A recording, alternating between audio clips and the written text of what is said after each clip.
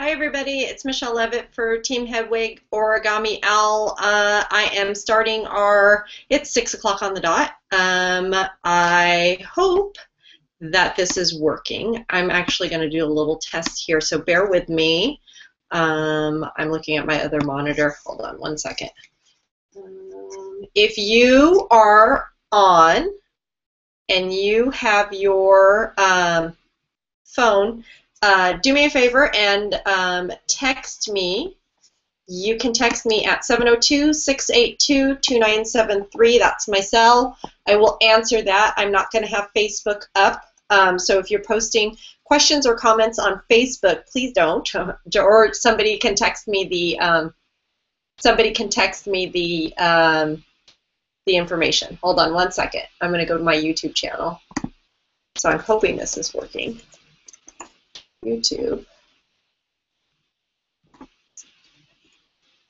YouTube, my channel. Let's see, make sure it's coming up. Live now. Oh, look. Michelle Levitt is streaming live. Hopefully I have audio. So if somebody could send me a text, it might give me some feedback. Hold on. I have to cancel this. I will answer that. Perfect. It does have audio. Okay, very good. So hopefully there might be a little bit of a delay, but I will kind of roll with it and we'll go from there. So again, if you have any questions throughout the broadcast, just go ahead and send me a text.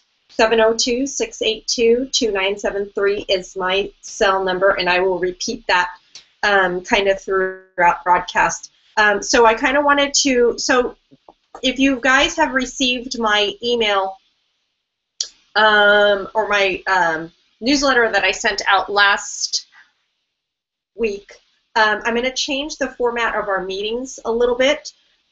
So basically what'll happen is there's going to be, all good, somebody sent me a text, thank you very much.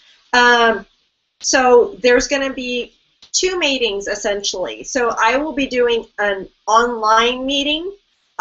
So just like we're doing right now, where you guys can interact with me, I will have an online meeting, and then I'm also going to have an in-person meeting. So the next in-person meeting is going to be October, hold on, I have to get my calendar. I think I said October 15th. No, that's the wrong date. What did I say? October 20th. So our meetings will be always on the third Monday of the month. So the way the meeting is going to be, I know it kind of explained it in the email. The way the meeting is going to be, it's going to be more interactive. We're going to break it up into tables. We're going to break up into little sections. So each person at the table will be able to share. There'll be a lot more networking. So hopefully more sharing of ideas.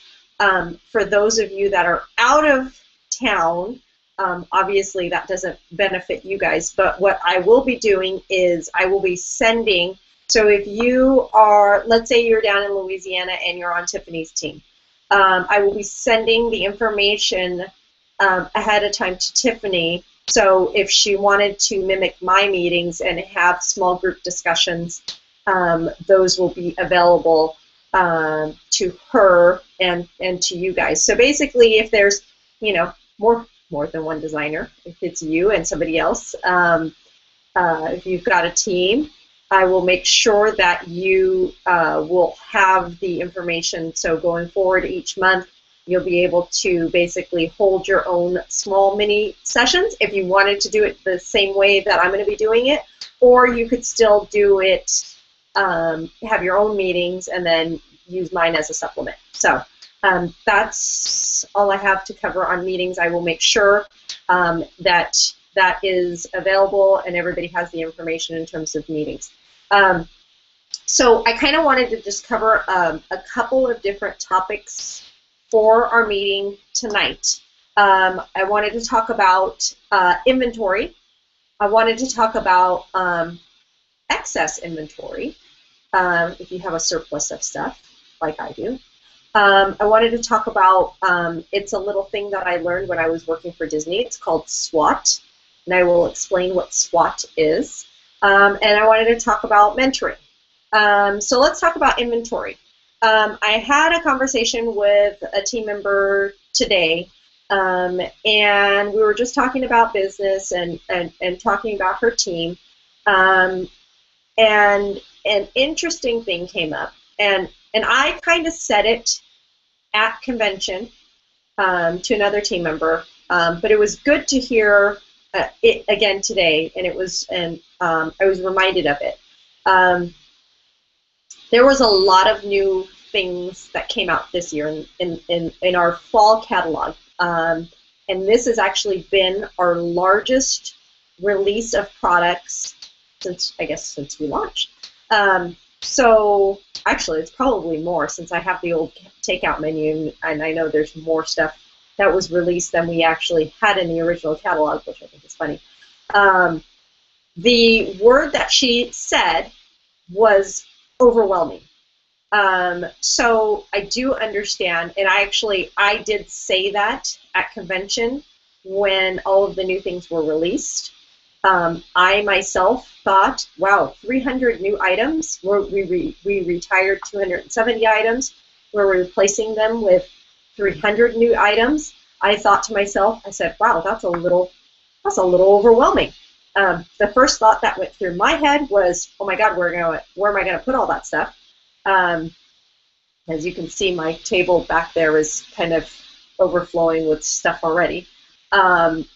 So the first thought in my head was, this is a little overwhelming, and how am I going to carry everything? The first thing I started thinking in my head myself was, oh my God, how much is this going to cost me in inventory? How much is it going to cost me to add all of these new items to my table? That's the first thought that went through my head. And you know, the thought starts to subside as you start seeing all of the things. But I just want you to know, our current lineup of products, when you look at it, yes, it's amazing. Yes, this is the best collection that we've had to date, that I feel that we've had to date. But yes, it is a little overwhelming. So if you're feeling right now that it's a little too much, don't worry. We're all in the same boat, and we all kind of feel right now that I think the general consensus is it's a little overwhelming. So I kind of wanted to talk to you about your inventory, or having an inventory, or having too much inventory, especially going into the holiday season. So today is September 15th. And October, November, December, we are 3 months and 10 days away from Christmas, right? So December 25th.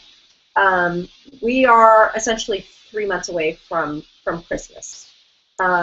So we are in although it's 8 million degrees outside, so I'm in Southern California. This is probably the hottest it's been. Well, we're not even summer anymore.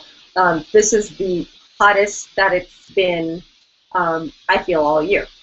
So you may not be thinking Christmas right now as you're sitting at home sweating to death. And I'm hoping and praying. My friend was joking with me, said, "Watch the power go out later on." Haha, not funny. I don't think so. So hopefully the power does not go out. Otherwise, I guess I'll continue this from my phone. So we are in the middle. It doesn't seem like it, but we are essentially at the beginning of the holiday season. Typically, what happens for retailers is that if this is the first time that you've been in retail, I've been in retail all my life. If you've not been in retail, if this is your first season with Origami Now, if this is your first year in retail, let me kind of break down how the retail world thinks. Retail, basically, for retailers, I believe the number is 75% of your total business that you will do for the year is done between the 3 months for Christmas. So that was kind of botchy. Hold on. So basically, 75% of the business that you do for one single year will be done in the 3-month holiday Christmas shopping season. So October, November, December. So, you know, we're 3.5 months away. So we're right there. So this is your prime selling season. Although with Origami Owl, Mother's Day is really a prime selling season for us as well. But myself, looking at my business and the numbers that I personally did last year with my personal sales, about half of my business was done in October, November, and December. Half of my business that I personally made, my personal sales, not my team sales, my personal sales, over half of my business was done in October, November, and December. So our usual season cuts off. We kind of say September to December because we will have a natural cutoff. Obviously, you can't walk into an Origami Owl store December 24th and pick up some last minute items. So we will. So now that's in the back of your mind. So we will have a natural cutoff, and as we get closer, we'll say, hey, the last date to ship orders will be X amount of date. The last day to place an order with overnight shipping is X amount of dates. So it's usually kind of midway through December. So kind of have it in the back of your mind. You're going to be selling through the middle of December. So now's the time that basically a lot of people start feeling like they're ramping up. I myself do a lot of events. I will do a lot of jewelry bars, and I will do a lot of events. I have a lot of, it's my 3rd Christmas with Origami Owl. Is it really? It is my 3rd. I'll be 3 years. My 3-year anniversary with Origami Owl will be December of this year. So a lot of Christmases with Origami Owl. People will usually start to ramp up inventory. I myself will ramp up inventory because I will have to supply some things for events. We'll talk about that. So basically, inventory. How I hear from people, obviously it's overwhelming. There's a lot of stuff to carry. We have a lot of different items in our collection. We've introduced 300 items on top of the already vast number of products that we do carry. So how much should you carry? What I've heard anywhere from some designers carry none, and some carry, a lot. In the retail world, so what my experience has always been, sorry, text message, just have to check and see if it's somebody with a question. My experience has always been carry enough inventory to what you think that you're going to sell in the next 30 days. And I really wouldn't suggest carrying anything more than what you think that you can turn around in the next 30 days. I myself carry I call it a base amount of inventory. So I usually like to carry 2 charms, 2 of each charm, 5 of each silver locket, 5 of each silver chain, 2 of each of the other lockets, so black, gold, rose gold, 2 of each of those, 1 plate. Believe it or not, I actually only carry 1 of each plate. 1 of each dangle, unless it's like the teardrop dangle where I know I sell more of those. 1 to 2 pairs of earrings. I actually don't have a lot of the brand new earrings. Earrings are not a bestseller for me, so I don't carry them. The core items, I actually only carry one of each core item. My big sellers still remain are, I want to say core group of product, but when you say core now, core has a different meaning. So our classic line of products, I will call them our classic line of products. My big sellers are still the traditional lockets with the magnetic closure. So the silver, black, and then the medium, and then the minis. Those are my big sellers. Birthstones I tend to sell a lot more of, so maybe I carry a little bit more in the birthstone area. I carry pretty much what I think I'm going to turn around and sell in the next 30 days. Do you have to even carry that much? Absolutely not.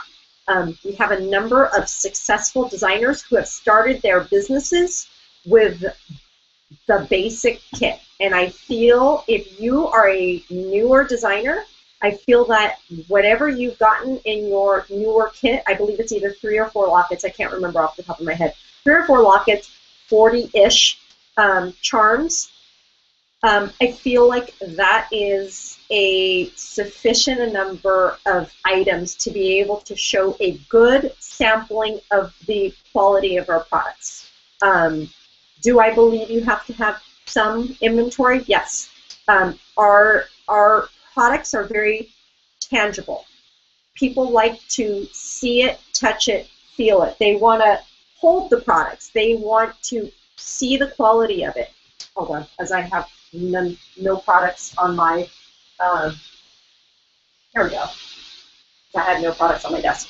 So I was putting together orders, of course. So I was asked by a customer to put together a locket. Somebody wanted to see what things look like. That's a huge question. A lot of people like to see things put together. Unfortunately, our website does not have a virtual locket creator. There's kind of pros and cons about having a virtual locket creator. I don't always believe in having a locket creator. Would it be nice if you didn't carry the product? Yes, but then you kind of lose the hands-on quality of calling a designer and having somebody put it together for you. I like to say that as designers, we provide a personal shopping service. So versus being just a direct seller, we're actually providing a service, coming to people and putting things together. So somebody asked me to put these items together. So, and of course I just shined it up. So that's a gold locket, the glare. The shoe, the sun, the new suitcase. I love being able to point out to my customers that the shoe is 3-dimensional, that the suitcase is 3-dimensional. These, if you're a newer designer, you may or may not know. Please make sure you read the product points of difference in the back office. As a new designer, you may or may not know that all of our charms are hand painted. So with this little suitcase, I know it's really hard to zoom in, the little suitcase is painted white. Even the top little handle part of the suitcase, you can't see it, even the little top part of the suitcase is painted white. There's a little heart on it. The amount of detailing that goes into it. If you're not a designer who carries inventory because you don't want to do jewelry bars, that's totally fine. I think if not everybody does jewelry bars. There's some designers who only sell online. There's some designers who only do jewelry bars. There's some designers who only do events. There's some designers that do all. There's some designers that just kind of sit passively and post on Facebook, and they'll get whatever sales they can get through Facebook. If you intend on interacting with somebody in person, so even if you're just an online selling type of person, if you leave the house and you are talking about Origami Owl, I would be prepared to show somebody a locket. You may be wearing a locket, which is great. Make sure you wear your locket everywhere, except for me, because of course I haven't even left the house today. It's just too hot. I 99% of the time I always wear a locket, but I usually like to have something to show, like, not just what I'm wearing. Throw a locket in your pocket. That rhymes. Dr. Seuss. Throw a locket in your pocket. Throw a locket in your purse. Have one handy. Or you get this amazing mobile jewelry bar, which, let me talk about the mobile jewelry bar too. You don't have to have a ton, but I feel like if you want to be successful, you at least have to have something if you're going to talk to people in person. So, hold on, I'll show you. So I have the mobile jewelry bar. I set up the mobile jewelry bar, and I feel like if you wanted to have a successful party, you could pretty much just have this and have an awesome party. If you're a new designer and you don't have the busts, if you don't have the tablecloth, if you don't have trays and you don't have this and you don't have that. My first jewelry bar was at my sister-in-law's house in Dallas. I know a number of my team have already heard the story. My first jewelry bar, I was 2 weeks new designer. I flew to Dallas to my sister-in-law's house. I asked her to do a party for me. I had nothing more than what was in my linen bag. When you were a designer, brand new designer, they gave you this little linen bag. I had my case. Obviously I had way less than what I had in here. I had my gray charm case. I had 4 lockets, and I didn't even have a tablecloth, and I just got her kitchen plates and just threw everything on the table, and I had a $600 jewelry bar. So you don't need to have a ton of stuff. Here's what I kind of have in my mobile jewelry bar. As you can see, it's filled up. I put lockets in there. So there's lockets in here. I have a couple of chains. I don't have a ton of chains. I'm not putting every single one of my chains in there. I have some chains. I have charms. I've separated them out. Ooh, the glare. I've separated them out by category. Like I have birthstones in one. I have, travel. I have family. I have love. I have charms. I have some plates. I have enough to show and to be able to put something together. So if I had to go out and I had to meet with a customer and they had to have something right then and there, I could sell directly from here. Do you have to have a fancy mobile jewelry bar? No, absolutely not. You could get a cute little plain bag. Just make sure your stuff is protected. I would advise, carry your stuff in your charm tray that you get as in your starter kit. I use these all the time. Those are part of my display. Carry enough so that people can see it. What you want to show people is you want to be able to show, yes, it's really cute in a mobile jewelry bar, but you really want to be able to show people the quality, the handcraftedness of our items. Here's the hot air balloon.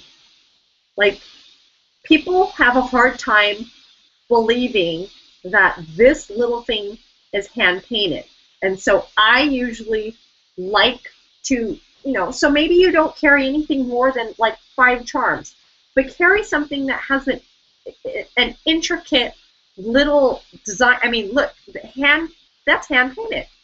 People don't believe that, and they'll look. I will pick this up. I show this almost every jewelry bar. I'll pick this up and I'll show people, and I'll go, look at the quality. this is all hand painted. And they'll pick it and they'll look at it and they'll go, wow, it's really hand painted. And I said, yes, somebody sits there and literally, I mean, I would be blind after 5 minutes, but literally somebody sits there and hand paints it.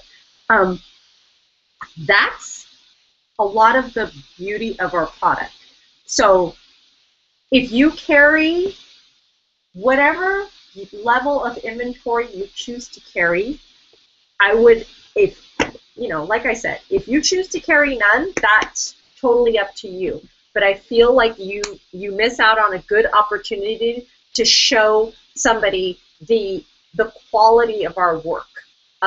If you just have enough to show in you know, what you have, that's totally fine. But if you do plan on doing jewelry bars, I would suggest carry the minimum that's what's supplied in the starter kit. I feel the starter kit is a good sampling of our products. I feel like it's a good representation of our products. So it's about 3 charms, no, 3 charms, 40-ish charms, 3 lockets, pick a bracelet. Enough to show people a variety of the products that we have. But again, like I said, the mobile jewelry bar, I feel, would be your best tool, because how cute is that walking around? I mean, you know, if you walked into a room, say you walked into Starbucks and you walked into Starbucks and you put that sucker down, people would go, oh, let me show you. And you can crack it open and sell right there. And it's a lot easier. This is a lot easier than schlepping bags. Believe me, I schlepped bags. Yes, you cannot fit everything into here. Believe me, I cannot fit all of my inventory. All of my inventory is here. I'll show you. All of my inventory is in that white thing, and then that brown thing over there, and then in those boxes over there. So can I carry all of my inventory in that mobile jewelry bar? Absolutely not. But I'd like to be able to have enough that I can show people. Do I have earrings in there? No, I don't have any earrings in there. I have a couple of plates, just a couple. I carried a couple of dangles. Do I have any bracelets in there? No, I don't have any bracelets in there, because I'm usually, not right now, I am usually wearing some bracelets on my arm, so I can show somebody from there. I carry catalogs. I don't feel like, so don't feel like you have to carry everything in order to be successful. You 100% do not have to carry everything to be successful. That being said, sometimes less is more. So if you walk into a jewelry bar and you do have one of everything, it's totally okay to take orders. Sometimes people need, you know, in an emergency situation, sometimes people need to take something right then and there. We call those locket emergencies.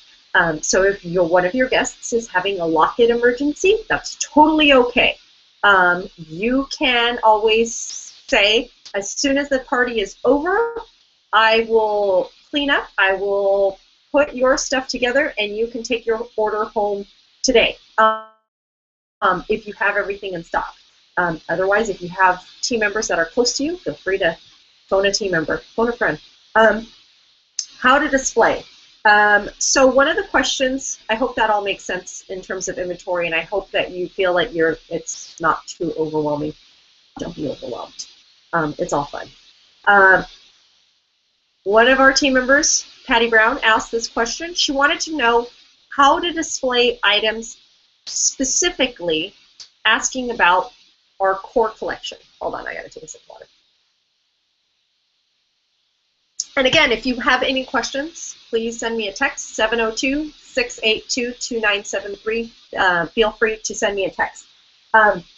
She asked specifically core items, but I'm going to kind of talk about my display things.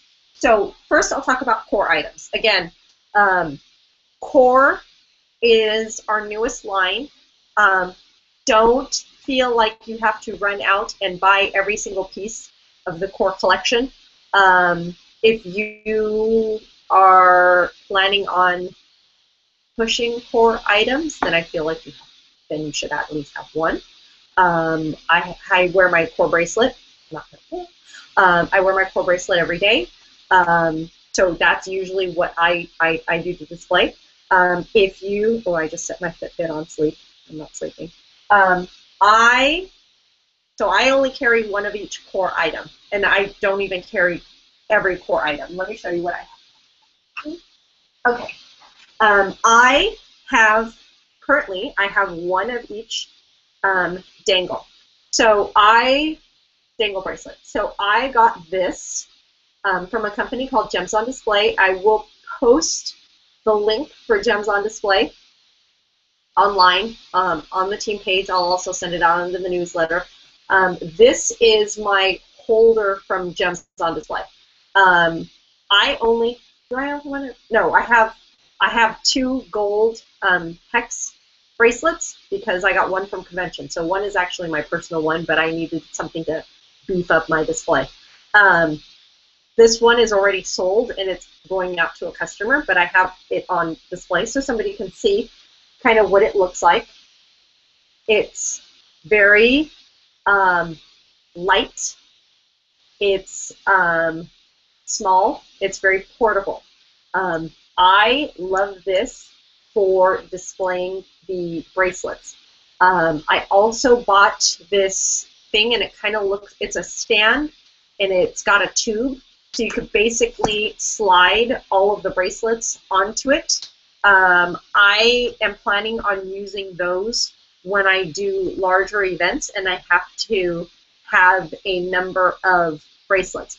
Am I planning on carrying a ton of these as a day-to-day thing? No. I actually, at a jewelry bar, so if somebody wanted to get a core bracelet, I would order these because I don't keep enough to stock.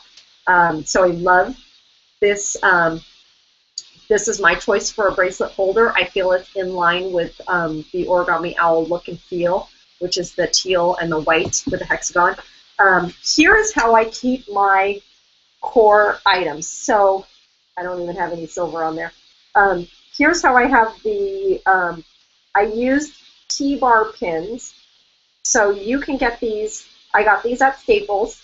And then I kind of, so this tray, again, Gems on Display. These come out. So separate. These are interchangeable with different things.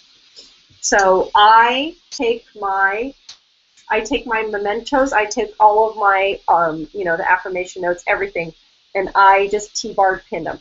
These are actually all of the core items that I own. I don't carry anything more than this. Again, I feel it's a good sampling. Do I have every single thing? No, I don't have every single thing.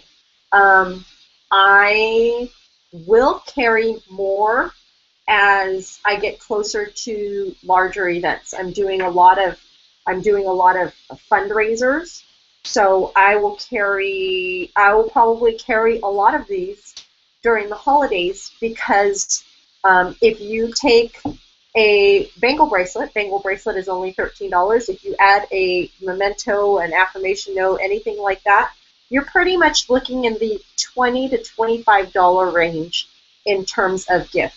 Obviously, the necklaces are sterling silver, so they're a little bit more expensive. So I would really, me personally, I would really push the bangle bracelets if you're looking for easy gifts to add, because this and this put together, again, $20 to $25 range. I feel like it's a perfect. I feel like it's a perfect price point. If you you can mix, match, just like I did here. Again, T-bar pins. Just layer them on here.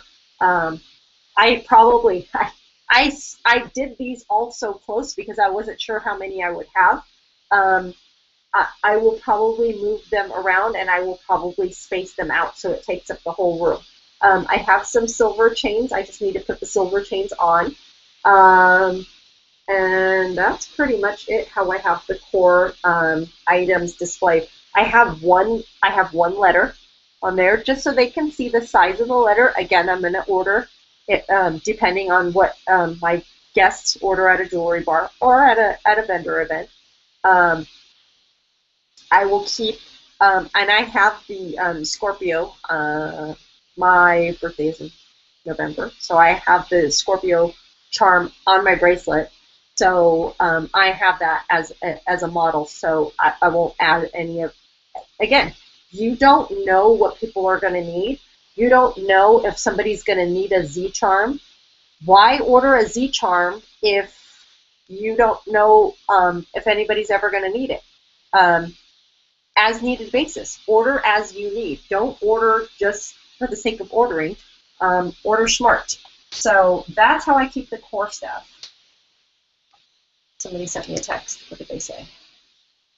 Somebody said, mini T-pins at Joann's for less than $5. I got them and they worked. Perfect. Got it. Oh, that's Jill. Hey, Jill. So the T-bar pins, I actually got mine at Staples. So believe it or not, Staples is good too. Other ways that I keep things as I go down. I keep bracelets. Oh, Amanda sent me a message. Hold on, let's see before I get in. Wait, can't check. Okay. Amanda's message is, can I go over how to do fundraisers? Okay, I will get to this shortly after I'm done doing display stuff. This is how I keep my bracelets. So, or this is actually another way that you can keep the dangle bracelets too. So, because these fit in here. Say you didn't want to get that little leather stack. You can also, watch me drop these. You can also put these all on this kind of tray. This is a white flocked tray. It's called flock tray. This is a white flock tray. Again, gems on display. It's got, I'll take these out so I can hold it up right. It's got 8 different spots, so you can leave the bracelets in here.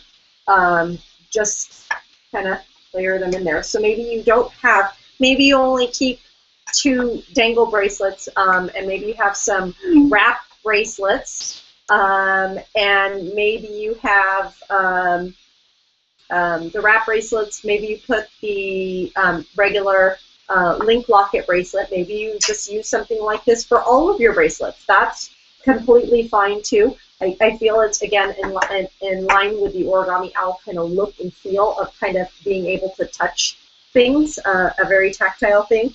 I keep my plates. This is the So Not Origami Owl way. I actually went out and I bought gem trays, specifically for plates, because my plates get so, and this is dirty because I did an event and it was so dusty and yucky outside. My plates, the more people touch the plates, the more oils and dirt gets on it. So I like to keep these covered. The window plates too, not as much dirty and not as much soiled, but these ones especially. But these are easy that I can literally take them out and then, you know, put them in somebody's locket. Again, we really don't carry, I actually don't have much more than these plates in stock right now. So again, these stack well too, and I put those ones on my table. The way that I carry, Patty had asked, how do I carry my twist lockets? And I carry my lanyards in there too. I will kind of hold these up and hopefully they don't all slide out, or maybe I'll just do this. Okay, there, that works too. Okay, so this is a, how many is in here? 1, 2, 3, 4, 5, 6. This is a 6 times 3 is 18. Math is not my strong point. I keep a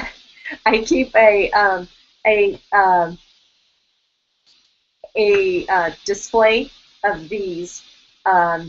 These actually are just the tops, no locket on the bottom. Some of them. So I keep it, it's totally interactive. So basically, somebody can come up and say, "Hey, what's that? What's that blue face on the locket down here? Oh, great! You wanna see that?" Sorry, I'm like trying to not drop everything. Want to see that? Watch. I can show you really quickly. And now I've got a tray. Sorry, I'm trying to show everybody. Now I've got a tray where I can encourage guests to pick up different faces to make it interchangeable. It's almost as if it's a station. So rather than, hold on, rather than it being just a, having them on a hook where I normally have my lockets, rather than having them, all kind of lined up. This is a station where somebody can come over and they can change the different faces. I almost, I tell people and I encourage them, the way I do my jewelry bars is very interactive. I explain to people that they grab a votive. So they grab, and I hand them the votive. So I put the votive in their hand. I say, "Here's a votive. Here's the tweezers," and I tell them, remember that game Operation that you used to play when you were a little kid? I said, same thing, except you're grabbing charms now, and you're going to put them in your little votive. So I tell people, I give them this tray, or well, the tray's there, and I show them how easy it is to change the different faces. So if somebody buys the silver locket face, what does it look like if you add a gold face? Can you add a gold face? You can certainly add a gold face. Just adds a different look to it. So having all of the faces with a couple of put together lockets, like here, it makes it fun and it makes it interactive for the guests at the jewelry bar. It encourages them to sit and play with the stuff. So that's really how I have my twist lockets set up. Hopefully that makes sense. I have my dangles and earrings. I have earrings on this. And honestly, I'm not a fan of this because these fall off all the time. So annoying. I pick up more of these all the time. Can't even explain to you. My dangles is on my favorite rack. One moment, please. Dangles are on this, on my little postcard rack. I love this, and honestly, I will tell you, I've never really sold a lot of dangles. I never really had, hold on, I hope you guys can hear me. I really didn't have a lot of success selling dangles until I switched over to that display where they're out and they're hanging. I know some people have them in little cups or little, not cups, but little, ramekins. Some people will have them in little ramekins and they'll kind of have them out. I've not had much success with it being displayed like that because it's too, it looks kind of garage sale-ish out here. I get a lot of compliments with my lockets displayed. I have a locket display and then I have the postcard display. I get a lot of compliments with the dangles being on there because it's clear and everybody can see it. They can take them off the rack. They can put it on their jewelry. They can try it on. And again, like I said, in tags, I usually only carry 1 to 2 of each tag. So if somebody wants to see what something will look like put together, I can take it off that rack quickly, put it on their locket, write up their order, we'll put it back, and the next person can try it on. So that, having everything kind of out and accessible where people can touch it, again, we're a really tactile company, is a bonus. So that's display.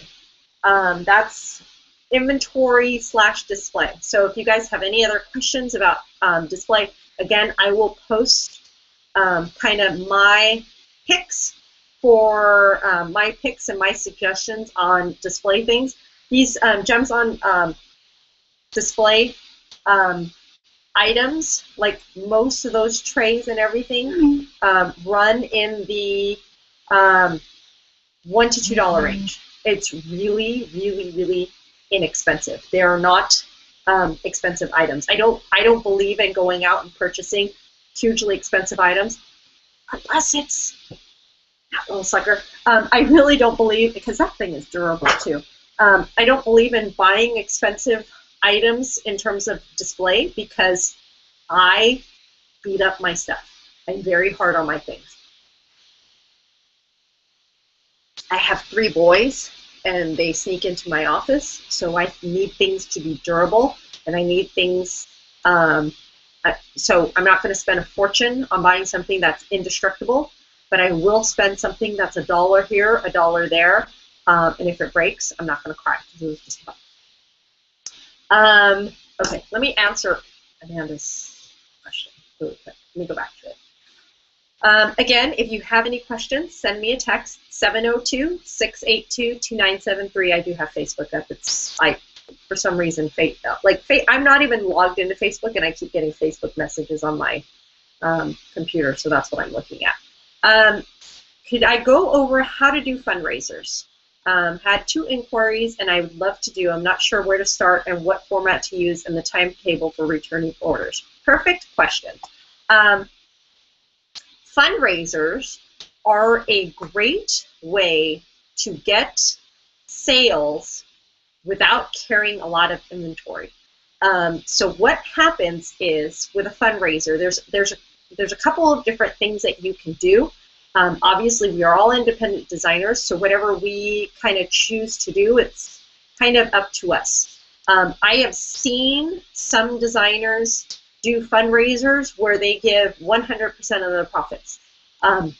Great if you would like to do that, you know, and you are in the financial position to do that. More power to you. You know, I think that's fantastic. If you don't, hold on, I'm putting this stuff away before I drop it. What I usually suggest in terms of fundraisers is I will suggest to use the Hostess Rewards plan as your guide. I don't encourage you to give all your profits and all your rewards away for nothing. So here's kind of how I've always structured a fundraiser. So let's say that the twins, their soccer team, had to raise a certain money for uniforms, let's say. I would say, here we're going to do a little fundraiser, and here's the percentage that I am going to get back to you. If we have to have 4 orders, it's like a jewelry bar, you have to have 4 orders in order for me to donate 4 orders, and your total has to be $125 or more, just like a jewelry bar, in order for me to give you any kind of profits for fundraiser. I mean, really, it's you've got to make a little money. So once you hit that 4 orders, just like a jewelry bar, 4 orders, totaling $125 or more, you will get 10% of the profits. If the jewelry bar is from $125 to $499, just like a jewelry bar. Once you hit $500, you're going to do $500 to $999. You're going to get 20% of sales back in cash. If it's over $1,000, you're going to give them 25%. What that does is it incentivizes whoever you're fundraising for.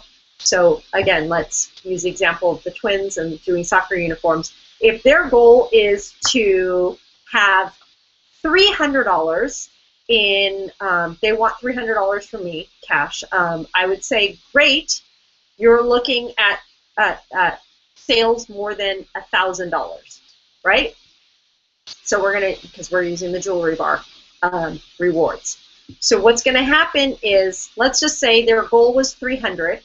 Obviously, if I said I'm giving 25% and they only brought in $100 in sales, why would I give $25? I'm pretty much giving away all my profits.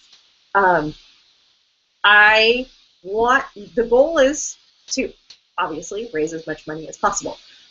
So if the goal is to have as much money as possible, you want to push them, hey, tier it with 15, 20, 25%. So let's say they sell $1,000. We have a $1,000 jewelry bar. I'm going to write them a check for $250. And then what I would have received in rewards, so just like a hostess, what I would normally receive in hostess rewards, I would take those items. So I would write them a check, but I'm actually going to get the items instead. So I'm going to maybe pick out items that are my best sellers. So now those items are going into my inventory.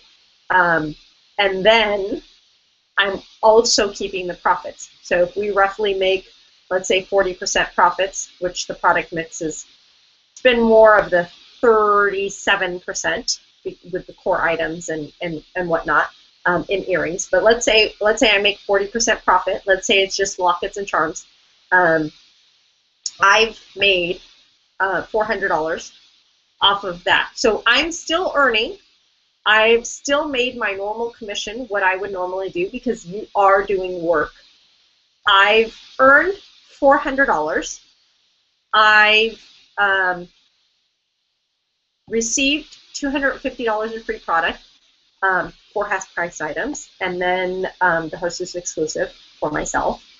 If you'd like to use the Hostess exclusive as a raffle, you can certainly use that to incentivize even more, maybe highest sales or any sales over $100. You get your name thrown in a raffle. You can do it like that. And then I'm going to turn around and I'm going to sell the inventory that I've just made. So they've gotten their check. So I'm basically writing a check from my profits, but I'm going to get paid back my profits from when I sell those items that I've just received as my free items. I hope that makes sense. So the nice thing about fundraisers is you can do everything online. You can do everything through catalog. You don't have to have the inventory. You're not sending out lockets. You don't have to do a jewelry bar. Most people I know that do fundraisers will do it online, or they will do it through catalogs or takeout menus. So you don't have to have inventory. So if you'd like to, this is a great way of increasing inventory that you could have on hand. So if you do a fundraiser, I suggest finding one that's for a 501c3, which is a authorized fundraising nonprofit group, something that's tax deductible. You want to make sure you get a letter stating that you donated, again for tax purposes. So you can do that, and then it helps you build your inventory of items. So now you're taking your money, you're paying the company or whoever you're fundraising for. You're earning money, they're earning money. I hope that makes sense. If you have any other questions about fundraisers, let me know. Again, we're all independent designers. Whatever level of rewards you feel that you want to contribute, it's totally up to you. I feel explaining it to people that I've done fundraisers for at this 15, 20, 25 level, I feel like they get it. And again, it's extra incentives for them to sell more product. So again, if you have any other questions about fundraisers, let me know. Total side tangent, but again, if you have any other questions, send me a text, 702-682-2973. Excess inventory. What do you do when you have a lot of stuff? I have a lot of stuff. And like I said, I don't carry a ton of inventory. I mean, I do. Doing this for almost 3 years now, tends to build up. And then I have, oh, look at that. And then I also have some birthstones too. I actually don't have a ton of birthstones. This is all the most recently retired items, in addition to like gold letters and stuff like that. I don't have a lot. Do I want to carry all of this? No. And for the longest time, I would schlep these around to jewelry bars. First of all, if you want to carry retired items on hand, I suggest marking them kind of separately. So this is in a gray charm tray, so it's easier to identify. So I can tell people, hey, everything that's in this gray tray is, discontinued. I have like a white tray, like an opaque tray that I keep retired angles in. Here's some things that you can do with your excess inventory. You can use those items for raffle donations. Anytime somebody is asking for a donation or raffle, they are great for gifts if you have to do last-minute gifts. I am always the last-minute shopper. I can't even tell you how many times people have gotten items from Origami Owl for different things. I try to use up a lot of the retired stuff. You can sell it at a discount. What I'm doing, if you choose to, you don't have to. Here is my, and this is actually the first time I've ever done any kind of discount group or whatever for my products. I've never discounted my products. I don't believe that we have to discount our products. I feel like the price point itself, I mean, each charm is $5. Really? $5. It's not much. $5 is a great value considering these are all hand-painted charms. The only reason why I've decided to put my items, my sale items, or my retired items on sale is because I have so many things retired from the last time, and there was 270 items retired this time that I had way too much stuff. Plus, in addition, again, see this overwhelming, plus in addition, getting in 300 new items has a lot of stuff. Do I need to carry all of that? No. Like Origami Owl does Bye Bye Birdie. You can only get it to a certain amount of time, and then after that, it's not available. What I've done with my customers is I set up on Facebook. I've set up a retired items sale group. It has to be a closed group. You cannot sell on eBay. You cannot sell on Craigslist. You cannot post prices. I can't take a picture of on my personal Facebook or my business Facebook page. I can't take the little Buddha charm and say on sale today for $3. You cannot do that. That is it's actually against Facebook rules, but it's also against Origami Owl rules. So if you choose to do a sale, what I've done on my page, now I've invited designers and I've invited designers and I've invited any of my past guests. I am posting to my guests at a 25% discount, and then I post to designers. I post it at designer cost. But I don't publicly put that, even though it's in a closed, even though it's in a closed group, I still will tell people, PM me for prices, private message me for prices, just to protect myself. So each transaction is handled individually. So I do that as a service to my guests. So I do the 25% off to them. Have I generated sales from it? Yes. I've actually generated sales from past customers. Actually, a lot of past customers have joined my Facebook group. I get a lot of customers asking for retired items, and then it starts the conversation with that. Oh, hey, why are you retiring this much items?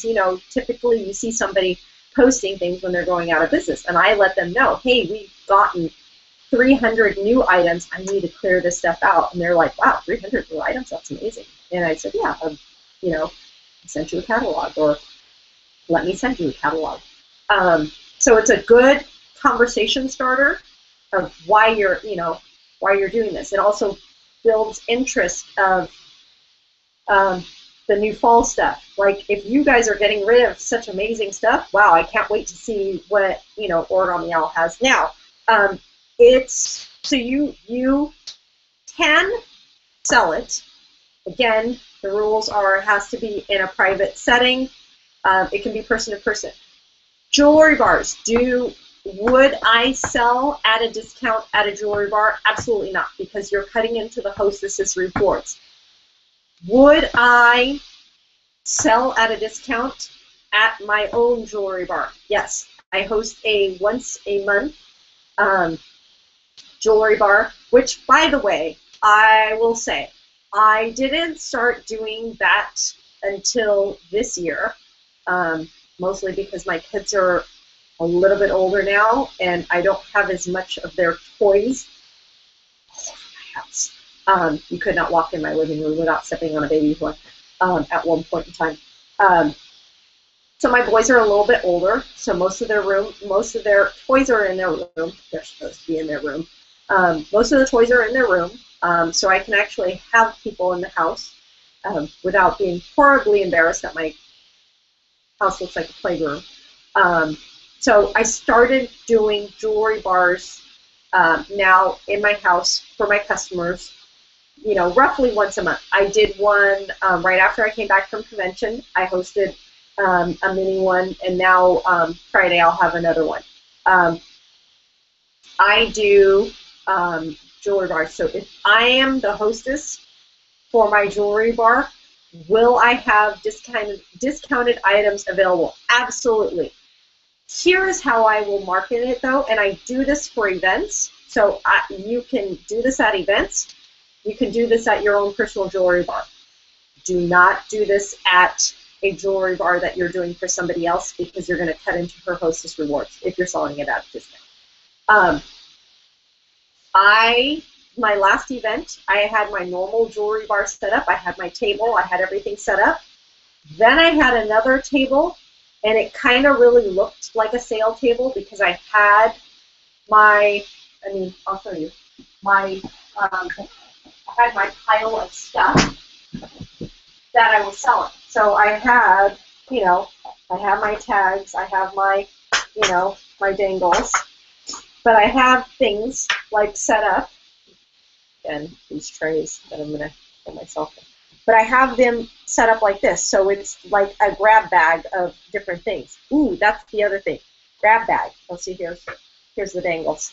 See, and these are literally almost one of each plate. I mean, that's a lot of plates. Over 2.5 years, that's a lot of stuff. Here's another suggestion of what to do with sale or discontinued items. One of my friends is a designer, and she does grab bags. So she'll grab, just pretend this is a like a little paper sack. I actually have like little foldable ones. And she'll just grab a random smattering of charms, and she'll just put 1, 2, 3, 4, 5 charms in there, and then fold it up, and then pretend this is, you can't see it. And she'll just say, grab bag of charms, $5 each, or $10 for a grab bag. Yes, she's selling them at a discount, but, it's not who dies with the most charms wins. Get rid of them. You don't have to it's funny. I was talking to another designer today, and they said, you know, it was really cute. The idea everybody early on was thinking, oh, I'd love to have one of each charm that Origami Owl ever sells. Holy smokes, that would be like this big, huge wall of like charms. And I don't even think that they have that at the nest. I mean, maybe they do, but I don't know. So don't feel like you have to keep the things that you love, but don't keep everything. Actually, I'll tell you, I sold my black ball chain. I can't find it anymore. I think somebody bought it. I was looking for it the other day. So guess what? Switch out to the new chain.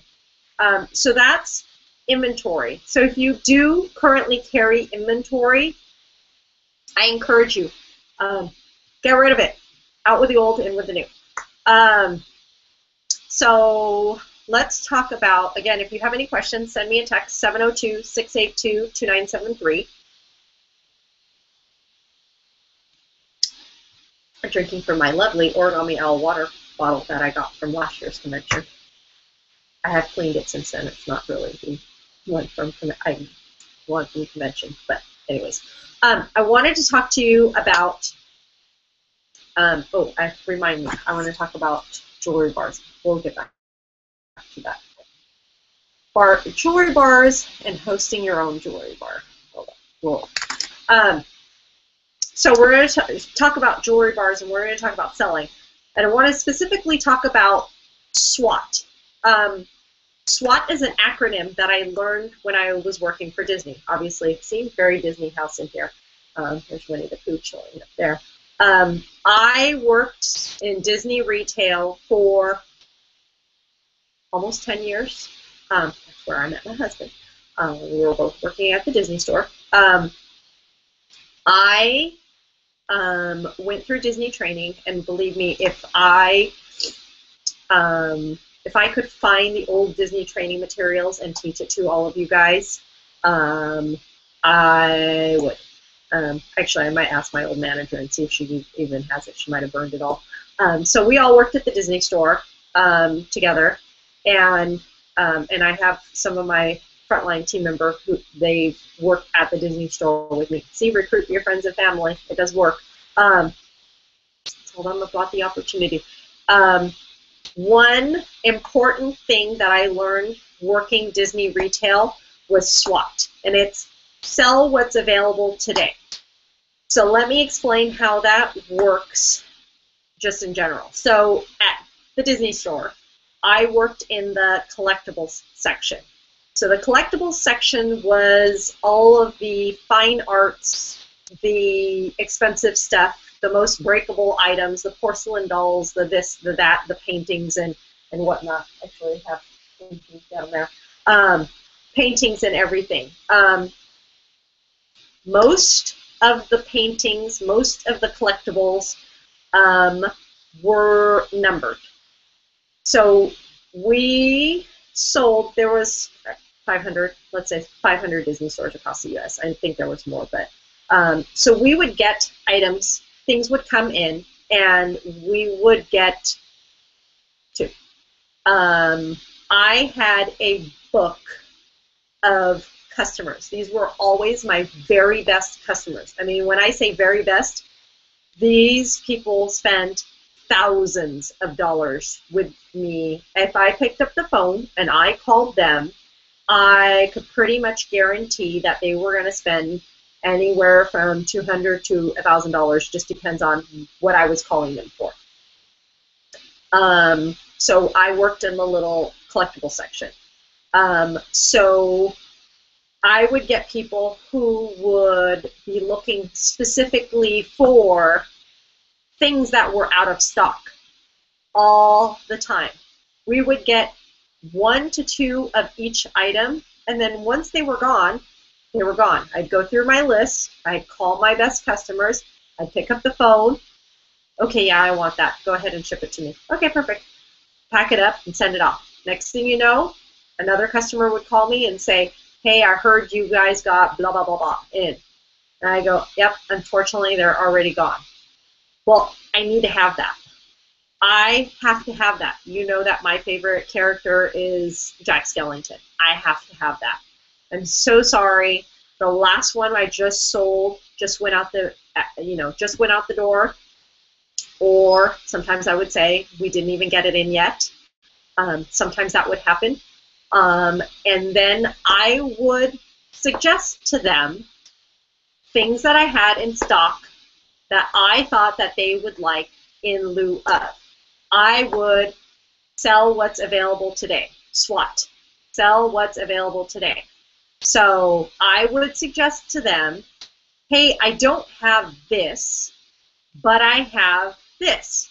I know that Jack Skellington is your absolute favorite, and I know that you have on here that I'm supposed to call you with every single Jack Skellington thing that came in, but unfortunately it didn't come in. I do have da-da-da, and there you go. Oh, okay, yeah, send me that anyways. Don't be afraid to say, 1, I don't have it. 2, it's out of stock. 3, I'm not sure if I'm going to get it back in. Or 4, I'm not sure if I can even get it for you. I will do my very best to get it for you, but I cannot guarantee that I will get it. So what am I specifically talking about? Halloween charms. They came out August 18th, and yes, we are out of stock on 5 out of 7 of them. I think there were 7 Halloween charms. I, myself, did not stock up on them. Normally, would I stock up on these charms? Yes, but we were limited. We only was 2 per designer, and then we had, it was 2 per designer, and then I think it was like 5 per jewelry bar order. Could I have run out and put, ordered 25 of them all at once? Yes, I probably, not all at once, but jewelry bar, jewelry bar, jewelry bar. Could I have ordered a ton and stocked up on them? Yes, but I know that they are limited in number, but I'm also soon going to suggest to people what's available today. Yes, I know that Halloween is your favorite. I love Halloween. Believe me, I love Halloween. I have Jack Skellington stuff all over my office right now. I will suggest to people what we have available today. I would sell, where am I? Hexagon crystals.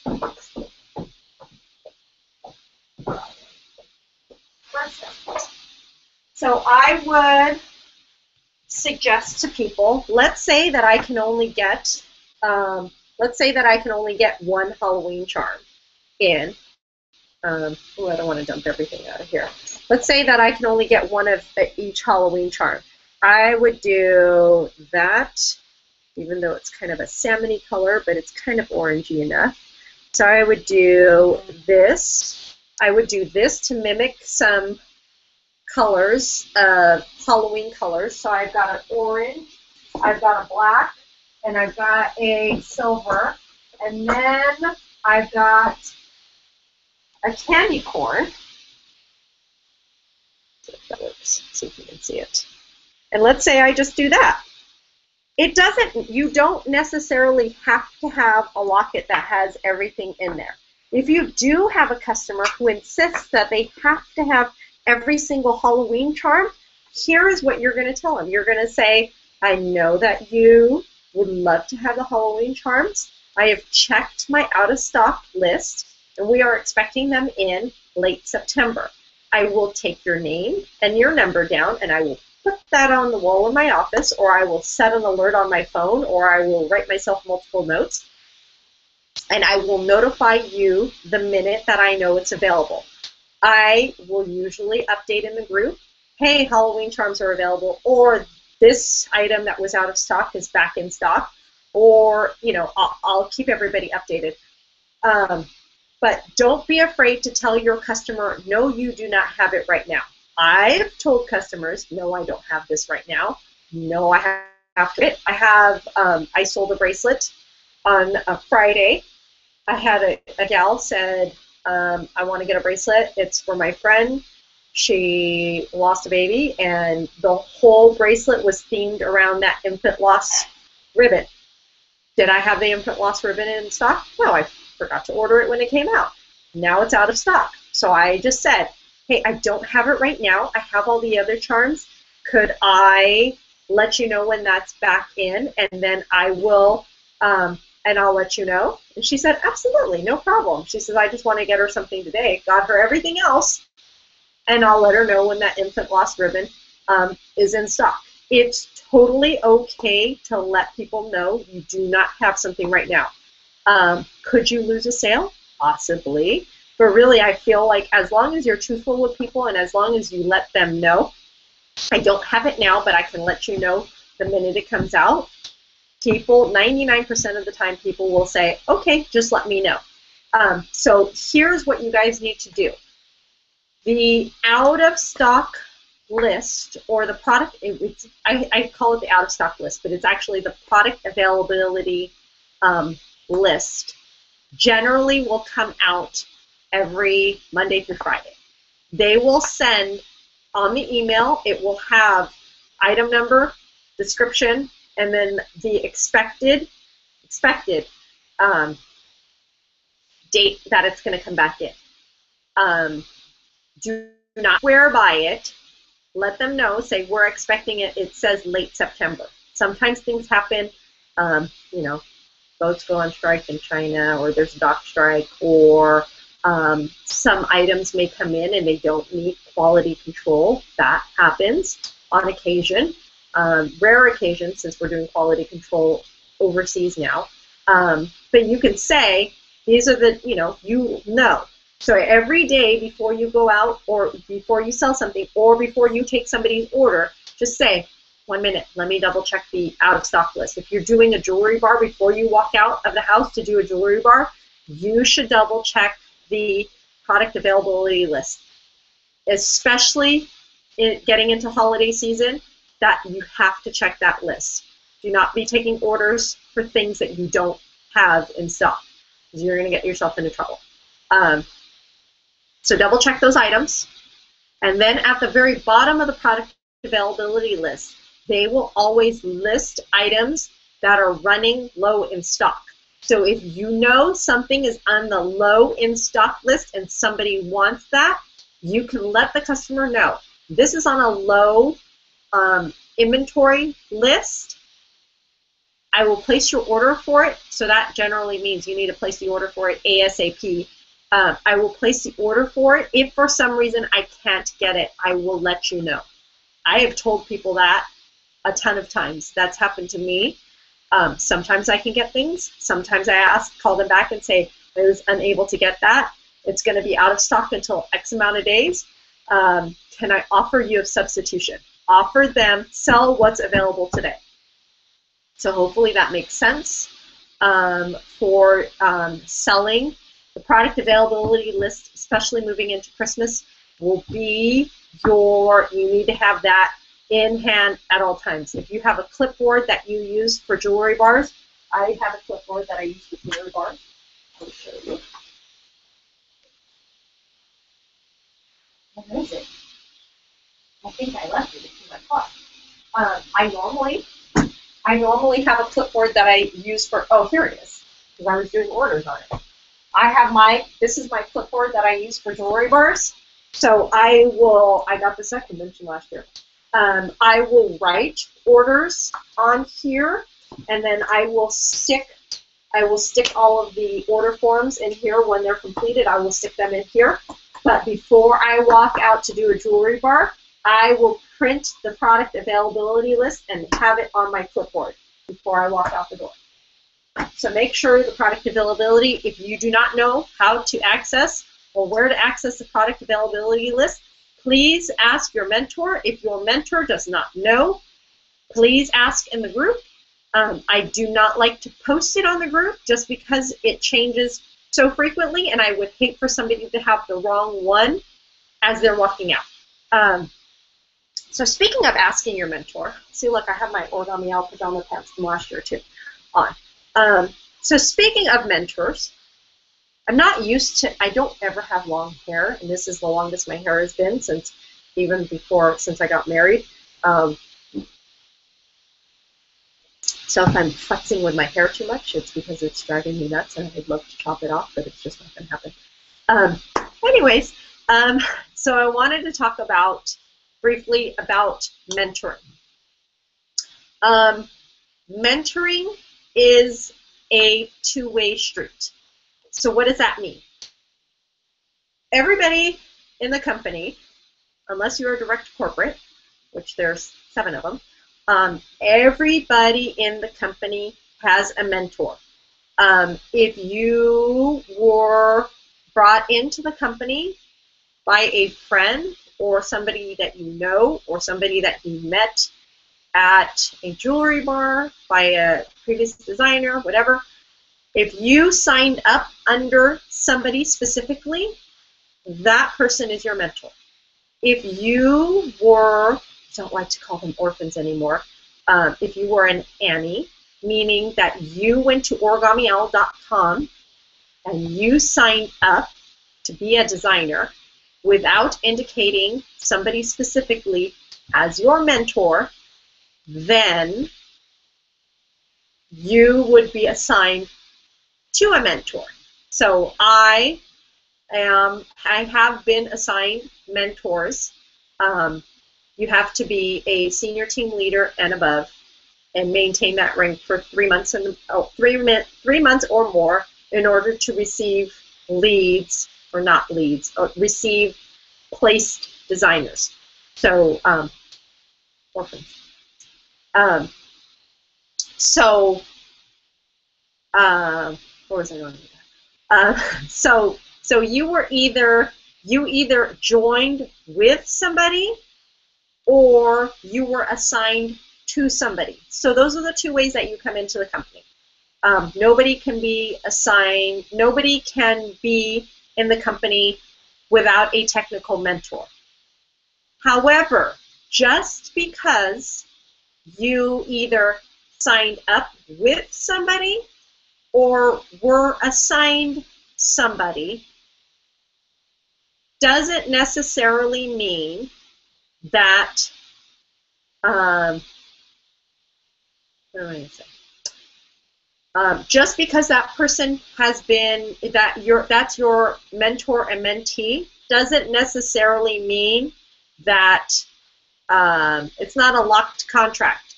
Meaning, if I have a designer that's on my front line and that person brings in somebody and that person, my front line, drops off of the company, that person below them essentially rolls up to me, but maybe that mentee, my third line, who's now, or no, that third line now becomes my front line.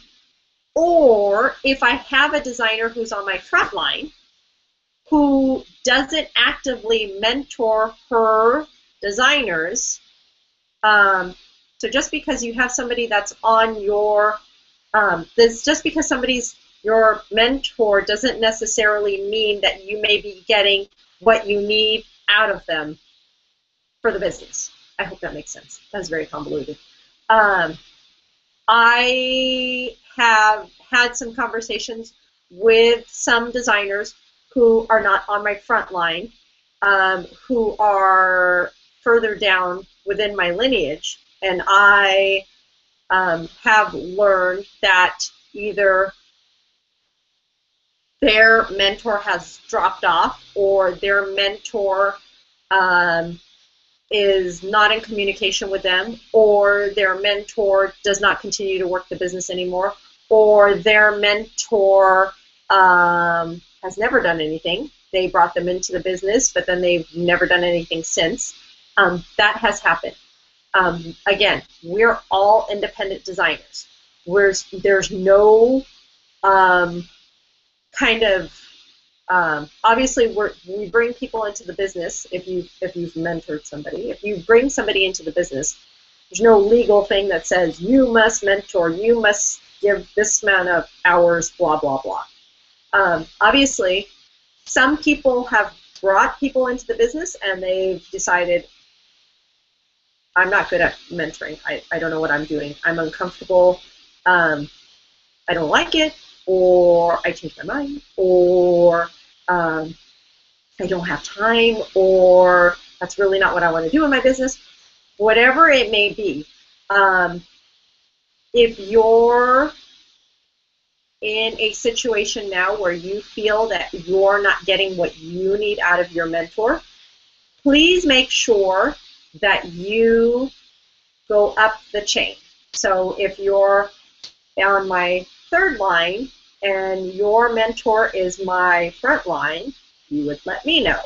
If it's somebody, further down, let them know, let that person's mentor know. We're all here to make sure that you are successful with your business. However you want to run your business, we're here to help you make your business successful. But we're not, I can ask I can ask your mentor if if they're providing everything they need. They may say, yes, I take care of her. She doesn't have any questions. She's all taken care of. Meanwhile, she's sitting, the designer sitting over here has no clue, doesn't know who to go to, doesn't know what to say. Mentoring is a two-way street. As much as I should mentor my team, somebody should also if it's my front line, she should let me know. I need more, I need less, don't call me, call me more, I need help with this. Everybody has different needs of their business. So if you feel that you're not getting out what you need from your business, talk to your mentor. Let your mentor know, hey, I'm not happy with where my business is. I need help. Mentoring, that's why we're mentors versus, I don't like when people say, Michelle's boss or whatever. I'm the boss of my own business. I am my husband's boss because he's on my business. I am the kid's boss because I'm mommy. But other than that, everybody's got their own business. I can pick up the phone and tell Tiffany, you need to do this. She can say, I don't have to because this is my business or this is my team, unless it's something against the policies and procedures. I think she'd have to say yes. But if it's something with your own personal business, I can give you suggestions. I can give you my thoughts, my suggestions. But at the end of the day, it's your own business. So if you choose to follow or you choose to ignore me, it's kind of your decision. So mentoring is a two-way street, again. You have to help your mentor, and your mentor has to help you. You should have a relationship with your mentor. You should be able to call her and say, hey, what's going on? How can I help you? I have some designers who I reach out to, and I've never heard from them. They were either an assigned designer to me, or they were somebody that I brought into the business and signed up, and then you never hear from them again. Everybody on my team gets a newsletter. It's supposed to be weekly, as often as I can do weekly. Weekly newsletter. I send emails to my front line. I will call. I will text. But if I don't hear back, I can only offer and call so much before I feel like I'm harassing somebody. I don't even want to be harassing anybody. So I will kind of, I'm going to give somebody as much as they're going to give me back. If they're actively asking me questions like, how do I do this? How do I do that?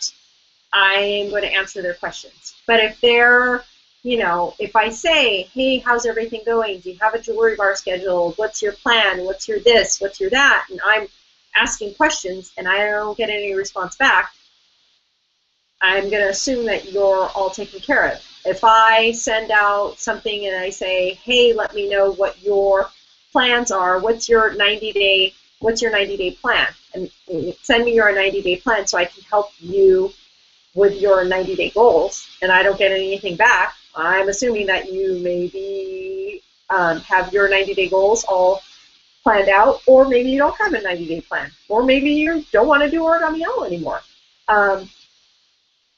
Let your mentor know. Your mentor is going to be your best guide through your business.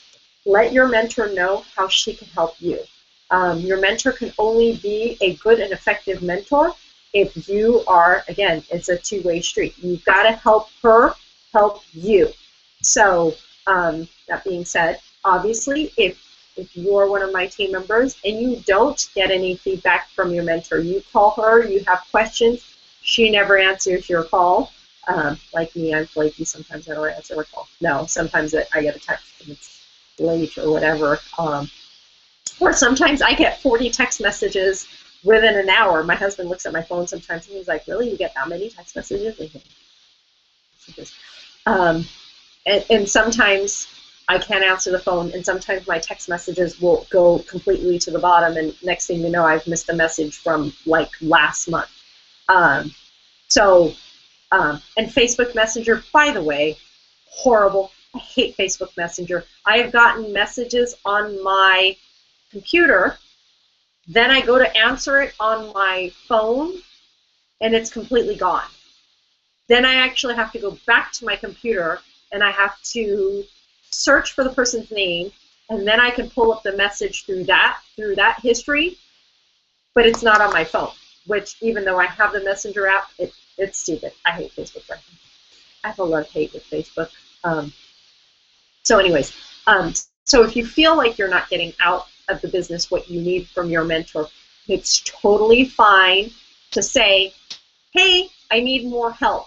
And if your mentor is not supplying that help, you can go to that person's mentor. Or maybe your mentor has left the business, or is leaving the business. Maybe she's still technically there, but she hasn't fallen off yet, but she hasn't ordered anything in 6 months. If you are not getting what you need, it's totally okay. You can raise your hand and say, I need help. I need suggestions. I need more than what I'm getting. Again, but we're not going to know until you say something. So if you feel like coming directly to me to say that, that's fine, and I can help you, and we can figure it out. But again, mentoring, two-way street. Again, this hair is driving me nuts. Okay, so the last thing I kind of want to talk about, it's 7:30, so we're actually on good time. Let me check the messages, see if there's anybody. Let's see.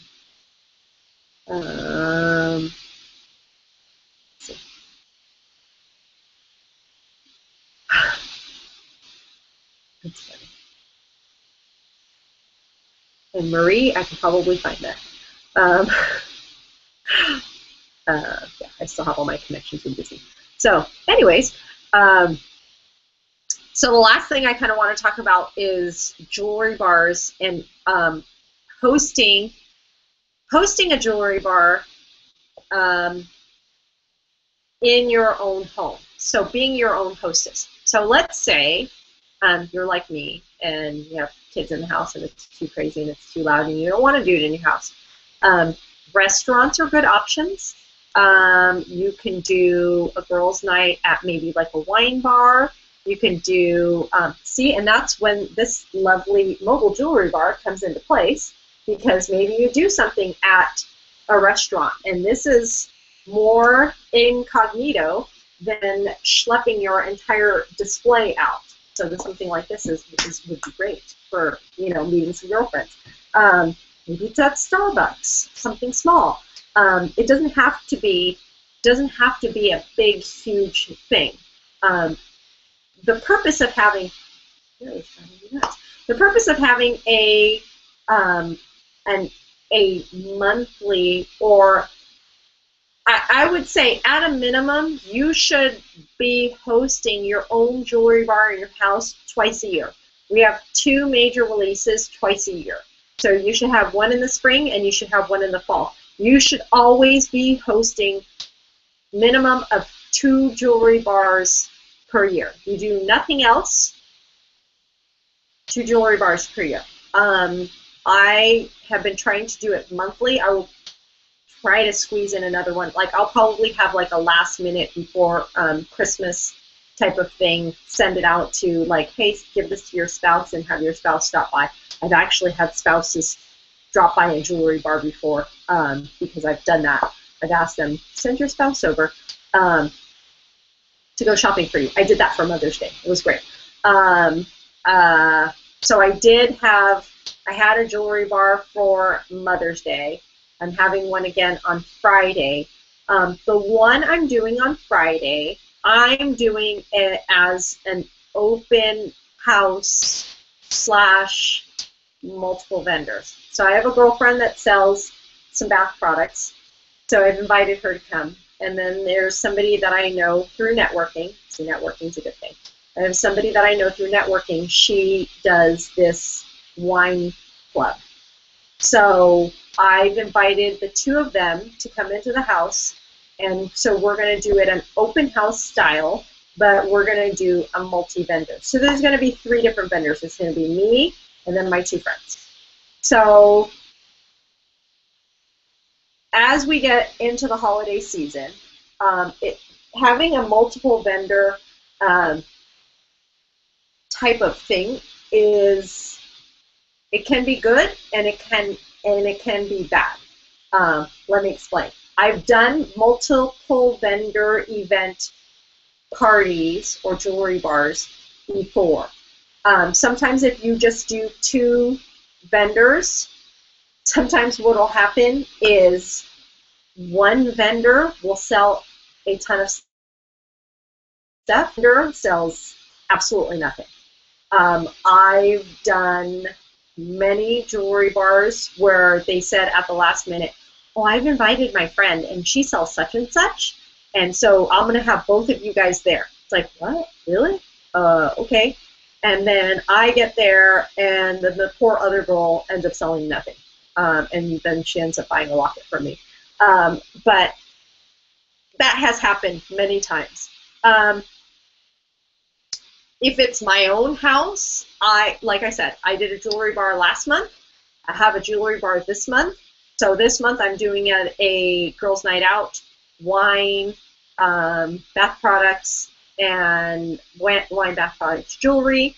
So it gives people a variety, so it's not always the same stuff. Probably next month I'll do another one.